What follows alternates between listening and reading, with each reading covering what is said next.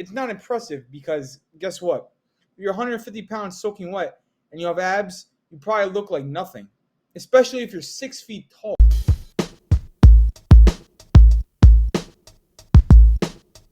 What is up, guys? Now, before I begin this video, I'd like to make a little statement about the title. Now, I am not demonizing the internet. I am not saying that the internet is completely at fault for the problems that I had in my first years of training. I should have done more research. I should have known what I was getting myself into. However, the internet did contribute to my lack of gains, and I'm going to explain to you why in this video. This video is especially for those new lifters who are getting into the space and immediately going on Instagram and looking at these shredded models and thinking to themselves they want to look like them. Reality check. It's not going to happen most of the time. Most people do not have the genetics to look like that, and most people don't have the money for the gear. Let's be real. Okay? But that is the main reason that I didn't make progress. Not because I was following their advice, not because of any of that, but because I wanted abs all the time, no matter what. I was willing to be 150 pounds soaking wet, so as long as under my shirt I had abs. And I looked like a skeleton. I looked like nothing. And my progress in the gym might as well have been zero.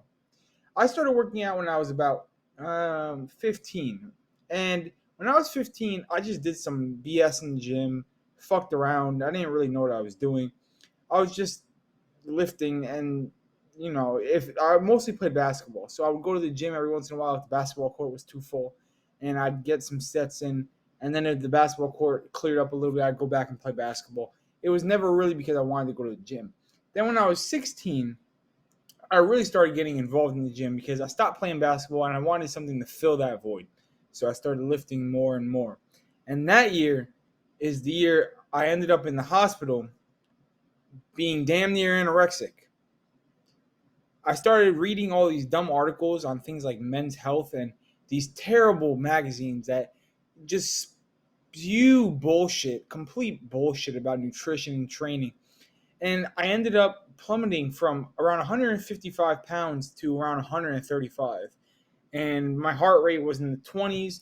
My electrolytes were basically non-existent within my body. I was in a state of severe depletion, severe low body fat, and it was not healthy. But I couldn't even see the problem. I was tired all the time and all this, but I had abs. I had abs. Now, fast forward about 8 months, and I'm back lifting again.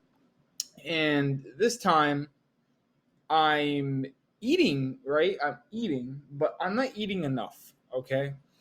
And my workouts are ridiculous.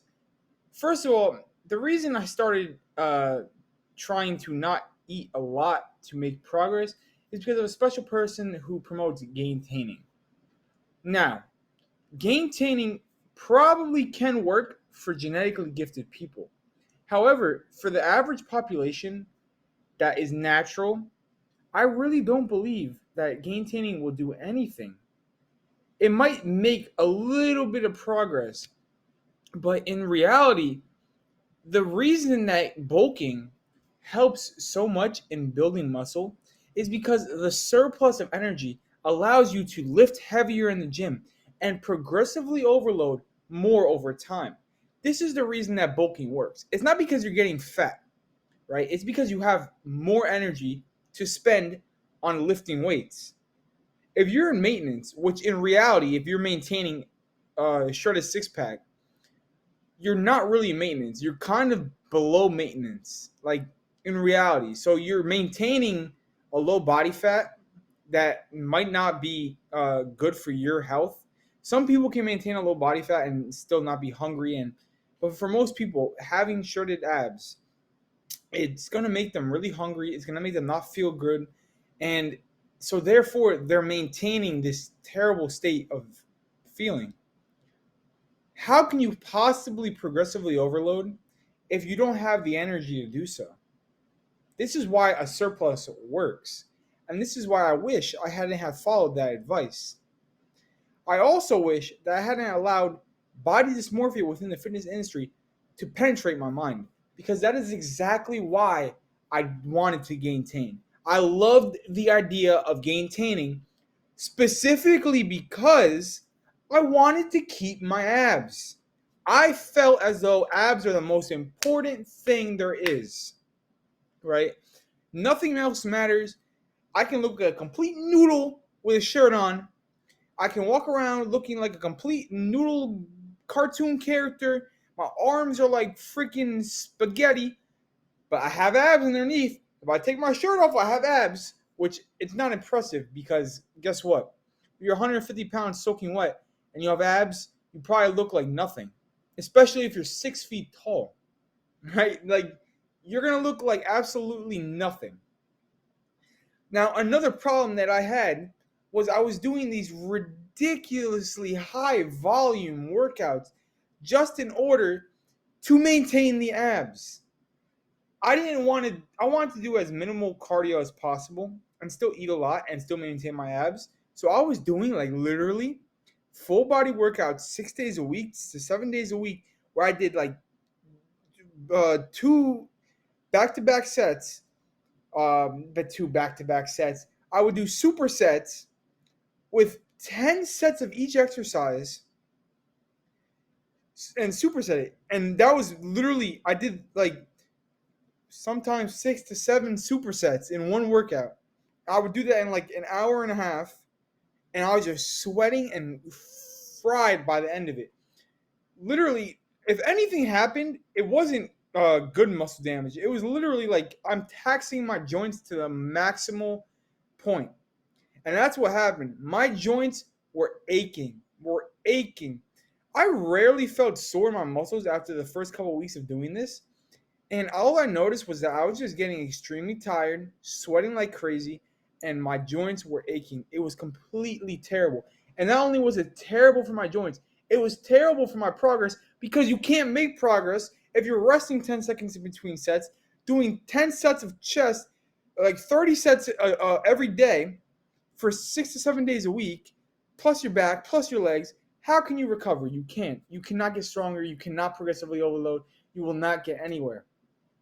And it's all because of this image that I see on social media all the time of these shredded people. These shredded people. I just wanted to be shredded. I didn't care how big I was because I even thought I was big enough, which I wasn't at all. But when you go to the YMCA, that you kind of look bigger than everybody else. But all jokes aside, I could have made so much more progress. When I started at 15, I think that I knew a little less, right? But if I worked out one day, I would eat a lot and I would try to sleep more so I could like not feel sore the next day. It was just instinctual. Then when I turned 16, all this BS just permeated my brain, literally and figuratively made me sick. It made me mentally and physically sick to the point that I ended up in a hospital bed because of it. And then the next year, I had a chance to completely reverse all this. I had a chance to make all the progress in the world. And what did I do? 10 sets of 10 supersets for 6 to 7 of them, a workout.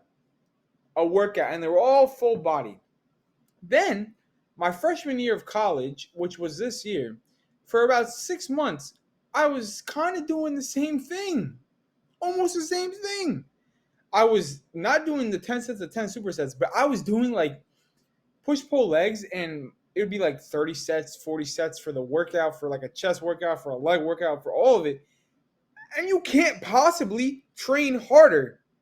The one thing I like from the guy that talked about gaintaining is to train harder than the last time. If you're not training harder than the last time you went to work out, unless you're deloading or you're a power lifter who's specifically trying to peak for a meet, you need to train harder than the last time you came to the gym in order to reap the benefits of the workout. Or else you're just going to end up looking the same next year and the year after and the year after. And that's what happened to me until I actually started doing my research this year. And I actually started reading things. And I actually started learning how to work out. And then I completely forced myself to give up my abs. I'm not fat. I still have somewhat visible abs. But I'm not the industry standard of shredded. I'm actually the industry standard of fat, which just goes to tell you what a fucked up body image most people in the fitness industry have. Most people in the fitness industry think that if you're not shredded six pack, that you're fat. And the person I was talking about before says the same thing. Listen, being fat is completely different from not having abs. And there's plenty of people who are like 40 pounds overweight who wish they look like certain people that say they're fat because they don't have abs. If you don't have abs, it's perfectly fine. Okay? It's perfectly fine. Especially if you're not going to compete anytime soon and you're not making money off your body, there's no reason. Now, if you're making money off your body and you're like a pro bodybuilder, you're a full-time Instagram model, basically, then obviously you need to stay shredded. Or you need to stay within reasonably close to shredded. But that's the life they chose. If that's not you, and you're going all the time feeling tired, not making progress in the gym, all just to maintain a six pack, it's not worth it. It's not worth it. You'll make way better progress when you decide to just put on a little bit of body fat, get stronger, and learn. Research, do your research. I hope that people who are new to lifting watch this video and do their research. It is imperative. I wish that I had started doing my research when I started, because now I am 19 and I'm finally making progress. Now, I'm not at beginner numbers by any means. I made some progress when I switched to not doing the 10 sets of 10 supersets like a crazy person. But I didn't make very good progress. But now my progress is starting to really go faster. And it's all because I stopped being a pussy and I put on weight. I got rid of the shredded six pack and I decided, fuck this. I want to make progress. Maintaining is not going to work for me. And all of these things that people talk about are not going to work for me. I'm going to go the traditional route and bulk. It's fine. Maybe I'll get a little fat, but guess what? Like everything else in life, well, not everything, but like a lot of things in life, it's not set. Okay? I might get fat for a little while. It doesn't mean I'm going to be fat forever. I can always lose a little bit of weight and go right back to not right back. I don't think I ever want to be completely like shredded all the time, but I can get reasonably lean, and that is important. That's the most important part. Knowing that your state of your body right now is not how it should be or it could be forever. And I feel that that's true, like good body image. Knowing that wherever you're at right now, you love your body as it is, and you know that it can change. It can be variable. Okay? Having a shredded six pack is cool. It looks cool. But if you're noodle to maintain it, it's not worth it. If you're tired all the time, but you're kind of big, but you don't compete and you don't make money off your body, it's not worth it. Okay? Just get the basics down. Learn how to eat, learn how to train. Use a surplus in order to make your progress. Don't allow body image to dictate all of the things you do in the gym, or else you're going to end up like me and not make progress for years upon years upon years. If you liked the video, please think about subscribing. Please hit the like button and have a good day.